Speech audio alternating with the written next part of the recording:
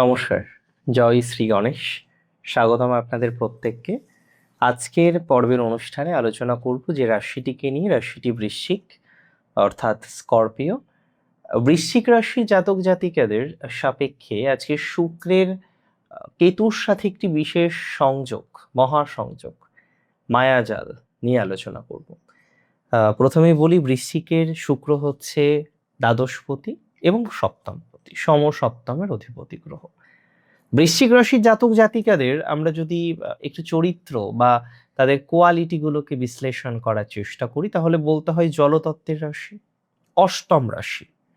রাশিচক্রের সব থেকে রহস্যময় রাশি হচ্ছে বৃশ্চিক। বৃশ্চিকের প্রকৃতি কিন্তু স্থির, স্থির প্রকৃতির রাশি, জলতত্ত্বের রাশি, স্থির প্রকৃতির রাশি। মঙ্গলের প্রভাব এই রাশির মধ্যে প্রচুর পরিমাণে দেখা যায়। বৃশ্চিকের মধ্যে রহস্য আছে, চরম ফোকাস আছে। ছাই থেকে ফিনিক্স পাখির মতো নতুন করে জেগে ওঠার এক অবিশ্বাস্য ক্ষমতা, একটা অবিশ্বাস্য বাউন্স ব্যাক করার ক্ষমতা বৃশ্চিকের আছে। বৃশ্চিক হলো সেই মানুষ যারা ওপর ওপর কোনো কিছু বিচার করেন না, মানুষের মনের ভিতরে কি চলছে তার রহস্যময় একটি দৃষ্টি দিয়ে এক পলকেই বৃশ্চিক বুঝে নিতে পারেন। আপনারা সহজে কারোর সাথে নিজের গোপন কথাও আমি দেখেছি সবসময় শেয়ার করেন না। আর প্রত্যেকটি বৃশ্চিক রাশির জাতক জাতিকারা তারা যেন এক একজন সেই ইনভেস্টিগেশন অফিসার। বৃশ্চিকের মধ্যে সেই প্রভাবটা খুব বেশি, লজিক্যাল, প্রচুর লজিক্যাল। দেখুন, একটা কথা বুঝবেন যে বৃশ্চিক রাশির জাতক জাতিকাদের সাপেক্ষে শুক্র কেতুর এই সংযোগ একটি আবেগপূর্ণ এবং স্পর্শকাতর সংযোগ। কারণ শুক্র আপনার দাম্পত্য জীবন, সঙ্গী স্বাস্থ্য, পার্টনারশিপ, পাবলিক ইমেজ এবং একই সাথে দ্বাদশপতি অর্থাৎ দূরদেশ, আধ্যাত্মিকতা, ব্যয়, ইনভেস্টমেন্ট, খরচ, আধ্যাত্মিক মুক্তি, এগুলোকে রিপ্রেজেন্ট করে। শুক্রের সাথে যখন কেতু বসবে, আপনার সেই দাম্পত্য সম্পর্কে বলি, অন্যান্য সম্পর্কে বলি, পাবলিক ইমেজে বলি, একটা ফিল্টারিং হওয়া কিন্তু শুরু হয়ে যাবে। That's are very sure. একটা ফিল্টারিং কিন্তু হবে। একদিকে যেমন ভালোবাসার অসম্ভব একটা ভালোবাসার টান থাকবে, অন্যদিকে একটা উদাসীনতাও কিন্তু কম হোক বেশি হোক তৈরি হবে। বৃশ্চিক রাশির উপরে শুক্র কেতুর এই সংযোগের প্রভাবটা কেমন দেখুন। প্রথমে বলি, আপনার সপ্তমপতি শুক্রের সাথে কেতু থাকার কারণে ৪ঠা জুলাই থেকে ১লা আগস্ট এই যে সময়টা, আপনার বৈবাহিক বা প্রেমের সম্পর্কে এক অদ্ভুত পরিস্থিতি তৈরি হতে চলেছে। এতদিন পার্টনারের যে রূপটি আপনি দেখতে পাননি, যে সত্যটি লুকিয়ে ছিল, তা হঠাৎ সবার সামনে চলে আসবে। যারা কোনো টক্সিক সম্পর্কে ছিলেন, কিন্তু তাদের সেই টক্সিক সম্পর্কে ছিলেন, কেতু তাদের সেই মায়াজাল থেকে বের করে নিয়ে আসবে। সাময়িকভাবে পার্টনারের সাথে আমি বলে দিই, আপনার একটা অদ্ভুত মানসিক দূরত্ব কিন্তু তৈরি হতে পারে। তবে এই সময়টি আপনার সম্পর্ককে আইদার অনেক বেশি ম্যাচিওর করবে অথবা একটা ঝামেলা কিন্তু ঘটাবে। নাম্বার ২, এই সময়ে দ্বাদশ ভাবের প্রভাব আপনাদের উপরে প্রচুর। শুক্র দ্বাদশপতি, কেতুযুক্ত। আধ্যাত্মিক কোনো কাজ, তীর্থ ভ্রমণ কিংবা গোপন কোনো শখ পূরণের জন্য বড় অঙ্কের একটা অর্থ এই সময় আপনার ব্যয় হতে পারে। যারা যারা এমএনসিতে কাজ করেন, মাল্টি ন্যাশনাল কোম্পানিগুলিতে কাজ করেন, বা বিদেশের সাথে যুক্ত আছেন, ইম্পোর্ট এক্সপোর্টের ব্যবসা করছেন, বিদেশ সংক্রান্ত অন্য কোনো ব্যবসার সাথে যুক্ত আছেন, বা বিদেশে গিয়ে হোটেল বা অ্যাকোমোডেশনের বিজনেস করছেন, হঠাৎ কোনো বড় সুযোগ পেতে পারেন, অপ্রত্যাশিত কোনো সুযোগ পেতে পারেন। যদি সুযোগটাকে কাজে লাগাতে হয়, গোপনে কাজে লাগাতে হবে, মানে তাড়াহুড়ো করলে সুযোগ হাতছাড়া হয়ে যাবে। দেখুন, বৃশ্চিক রাশি জাতক জাতিকাদের এমনিতেই তন্ত্র মন্ত্র, গুহ্যবিদ্যা, জ্যোতিষ, বিভিন্ন বিষয়ের প্রতি আপনারা অনুরক্ত হন। কেতুর এই সংযোগ আপনার সেই সুপ্ত আধ্যাত্মিক শক্তিকে চরম মাত্রায় জাগ্রত করতে চলেছে। যে জিনিসটা সুপ্ত ছিল, যে জিনিসটা এতদিন গুপ্ত ছিল, সেই সুপ্ত বা গুপ্ত বিষয়ে আমি মনে করি চরম মাত্রায় আপনার পজিটিভিটির মাত্রা কিন্তু বাড়তে চলেছে। সেই সুপ্ত বা গুপ্ত বিষয়ে আমি আপনাদের খুব দায়িত্ব নিয়ে বলে দিচ্ছি, চরম মাত্রায় আপনার আগ্রহ বৃদ্ধি পাবে এবং আপনারা অনেকেই দেখা যাচ্ছে যে একটু এই ধরনের বিষয়ের প্রতি ডিরেক্টলি অ্যাটাচড হওয়ার চেষ্টা করতে পারেন।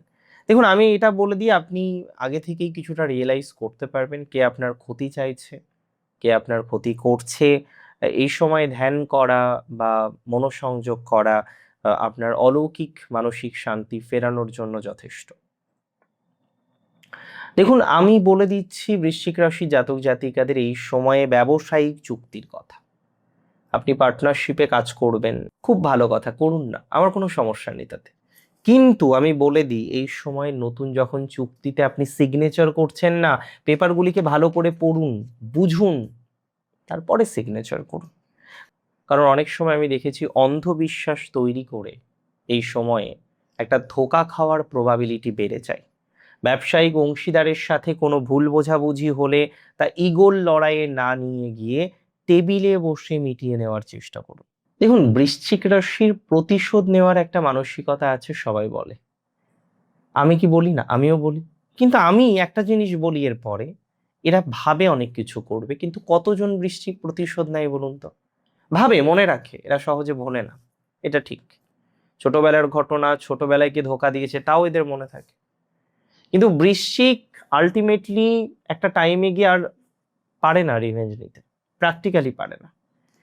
বৃশ্চিকের এই ট্রানজিটে আমি খুব সচেতন করব, নিজের হাজবেন্ড বা ওয়াইফের সাথে বিজনেস শুরু করা, কিংবা একটা প্রপার্টি কেনা, একটা প্রপার্টিতে ইনভেস্ট করা, এই জিনিসগুলো না করতে। অনেকে আমাকে বলতে পারেন যে দাদা, হোয়াট ইজ দ্য লজিক? এখানে লজিক কি আছে? পার্টনার তো কেতুর সাথে বসে আছে, তাই না? এই সময় এই ধরনের রিস্কগুলো আপনার না নেওয়াই ভালো। বৃশ্চিকের কর্মক্ষেত্রে প্রচুর শত্রু আছে, তারপরেও আমি দেখেছি বৃশ্চিক তার পার্টনারদের সাথে, তার কলিগসদের সাথে খুব পোলাইট বিহেভিয়ার করেন। পোলাইট বিহেভিয়ার না করলেও মাঝে মাঝে হয়তো একটু রাগ করে ফেলেন, হেল্পিং করাটা কিন্তু বৃশ্চিক ভোলে না। আমি আপনাকে বলছি, এই সময় হেল্প করতে হবে খুব বুঝে শুনে।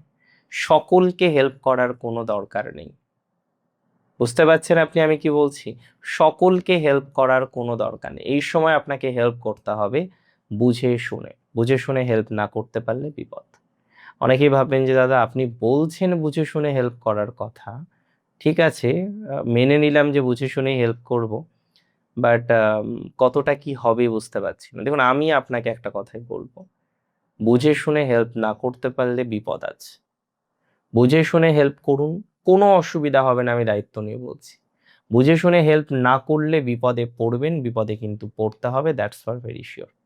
তো এখন যেটুকু করবেন বুঝে শুনে হেল্প করবেন, নিজের কলিগসদের সাথে বুঝে শুনে কন্ট্যাক্ট রাখবেন, কারণ আপনার বিরুদ্ধ আচরণ করবেই, গুপ্ত শত্রুতা এই সময় করবেই।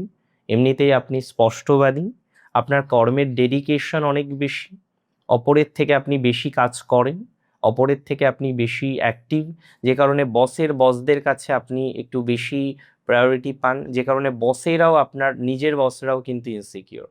সো যাদের নিজের বসরাও ইনসিকিওর ফর দেম, তাদের এই সময়ে প্রফেশনাল লাইফে খুব কেয়ারফুল হতে হবে। আপনার ছোট একটা মিস্টেক কিন্তু বড় ক্ষতি করতে পারে। এমনিতেও বৃশ্চিক রাশির প্রকাশ্য শত্রুর থেকে গোপন শত্রুর পরিমাণটা অনেক বেশি। এই সময় আপনার সপ্তমপতি এবং দ্বাদশপতি কেতুর সাথে যুক্ত, তাই আপনার শত্রুরা মানসিক দিক থেকে আপনাকে দুর্বল করার চেষ্টা করবে। আপনার সবচেয়ে বড় অস্ত্র হবে আধ্যাত্মিকতা, নীরবতা এবং ক্ষমা। কোনো প্রতিশোধ নেব এই কথা না ভেবে এই সময় নিজের স্কিলের উপরে জোর দিন, নিজের স্কিলকে ডেভেলপ করার চেষ্টা করুন। আমি মনে করি, দেখুন, মঙ্গল আপনার রাশির অধিপতি, কেতু দশমে, শুক্রযুক্ত কেতু, বৈরাগ্য, ত্যাগকারক আর ভোগকারকের একটা কানেকশন, একটা অদ্ভুত মায়াজাল। এই সময় জীবনটাকে না আপনাকে হালকা করতে হবে। আপনার শত্রুরা আপনার শক্তি সহ্য করতে পারবে না, তারা ছেড়ে দে মা কেঁদে বাঁচি অবস্থা হবেই। একটু আমার কথা শুনে ধৈর্য ধরুন। এই একটা মাস আপনার জীবন সঙ্গীকে কোনোভাবে সন্দেহ করবেন না, কারণ অনেকে চাইবে আপনার সম্পর্কটা ভেঙে যাক, অনেকে চাইবে আপনার ম্যারেজ লাইফটা ডিস্ট্রয় হয়ে যাক। সব কিছুকে নিজের নিয়ন্ত্রণে রাখার চেষ্টা করুন। অতিরিক্ত অধিকার বোধ, ওভার পসেসিভনেস সম্পর্কের ভাঙন ধরাতে পারে। সম্পর্কের ক্ষেত্রে নমনীয় হন, ফ্লেক্সিবল হন, কোনো পুরনো ক্ষোভ মনের মধ্যে পুষে রাখবেন না। আই রিপিট, মনকে হালকা করতে শিখুন। ক্ষমা করতে পারাটাই এই সময় আপনার জীবনের সবচেয়ে বড় ম্যাচুরিটি হবে। দেখুন, বৃশ্চিক রাশির বন্ধুদের জন্য একটা কথাই বলবো, শুক্র কেতুর মহাসংযোগ আপনার সম্পর্কের মায়া কাটিয়ে একটা উচ্চতর আধ্যাত্মিক স্তরে পৌঁছানোর সময়। বিষাক্ত জিনিসকে জীবন থেকে ছেঁটে ফেলে নিজের আত্মাকে শুদ্ধ করার সময়।